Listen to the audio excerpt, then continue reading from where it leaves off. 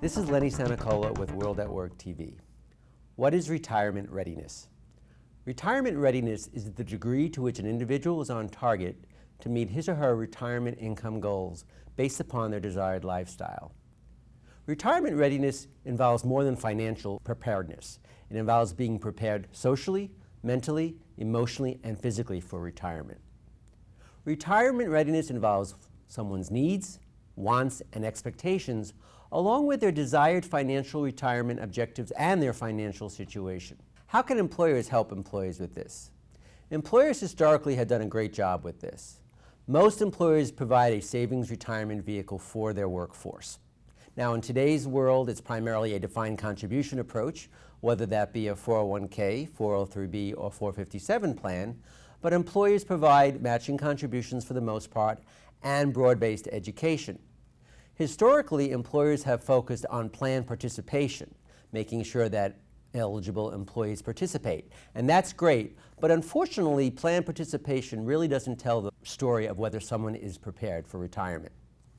Let's talk a bit about the accumulation and decumulation phases of retirement. Let's start with the accumulation phase.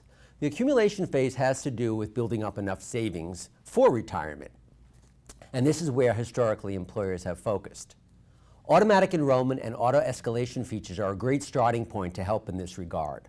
Also, letting employees know about catch-up contributions if they are over the age of 50 is great as well. But more importantly, it really has to do with getting employees to sit down and crunch the numbers for themselves.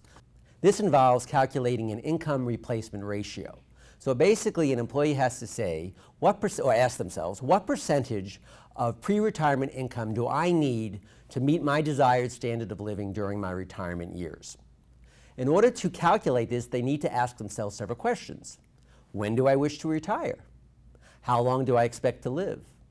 Will I be downsizing? Where do I expect to live? What are some of the expenses I may encounter during my retirement years? Everything from transportation expenses to travel and entertainment to clothing, food, gas, all those types of expenses. Will I work part-time? Perhaps I'll go back to school. Again, many questions that an employee will have to ask themselves. The employer, along with the retirement service providers, offer a ton of tools and calculators that can help an individual sit down and crunch the numbers and assess what is realistic for them. And they can use a variety of projections, assumptions, their financial objectives, calculate different scenarios, and come up with one that is realistic for them. Now let's discuss the decumulation phase. This is the spend down phase. And this is where employees historically have not focused a lot of their attention to, but it's a critical phase of retirement. Individuals are living much longer. In fact, in some cases, the number of years in retirement are equal or more than the number of working years. So employees need to have that money last. Many people don't have the financial acumen to know what to do with the money they received to make it last.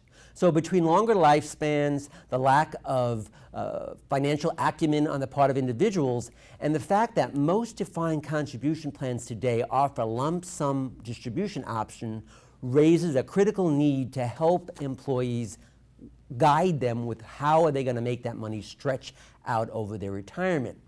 Historically, defined contribution plans by far offer a lump sum distribution as their primary distribution option. Does an employee know what to do when they get this large sum of money? Will they be able to invest it effectively so that it lasts over their retirement years? Here is an opportunity for employers to look at other distribution options. For example, is it viable to offer their employees annuity options or installment plan options, or perhaps access to vetted annuity providers? At a minimum, employers can offer their 55 and older employees pre-retirement counseling to discuss how they can build income streams during their retirement years. Some other ways employers can help their employees are by offering a diverse portfolio of investment choices and perhaps making some plan design tweaks. For example, let's say you offer a very generous employer match of dollar for the first 3% of employee pre-tax contribution. What you could do is say, we're going to change that to 50 cents on the dollar up to 6%. Now, why would you do that? Well, we typically encourage our employees to not leave money on the table. So we tell them at a minimum, try to contribute enough money to get the full company match. So what you could do is by going from $1 for dollar to 3% to 50 cents on the dollar to 6, from the employer standpoint, the matching dollar amount is the same, but I'm encouraging employees to put more of their own contributions into the plan. In this case, 6% to access the full match. Other options are, as we mentioned earlier, auto-enrollment and auto-escalation, but doing that perhaps with the auto-escalation at the time of merit increases or incentive payouts. So this is an opportune time to have targeted messaging to say, hey, you may be getting an increase or you may be getting an incentive or bonus payout. Why don't you use that money to slightly increase your pre-tax contribution? Other items an employer may want to consider in their targeted messaging or communication is to educate their workforce about Medicare and Social Security, to talk about perhaps the downside of taking loans against your 401k, as well as phased retirement approaches. Is it possible that an individual can continue working for your organization in a reduced capacity, part-time, and still have an income source and meet their standard of living? These are things to consider. What is the future of 401ks? Well, I don't expect 401k or 403b plans to go away anytime soon, so those will continue to be the primary retirement savings vehicle that offered by employers. So employers need to educate their employees about saving for the future, but not only building up savings, really exploring helping them with the spend down phase. What can employers do to help them make sure those dollars last throughout the individual's retirement years? What about health savings account? Are they the new 401k? Do they compete or complement a 401k? Well, certainly health savings accounts should be part of someone's overall financial strategy. If an employee is able to save in their health savings account and not touch that money, in other words, pay for any out-of-pocket medical expenses through other personal savings, then they could use that health savings account as a supplemental retirement income source.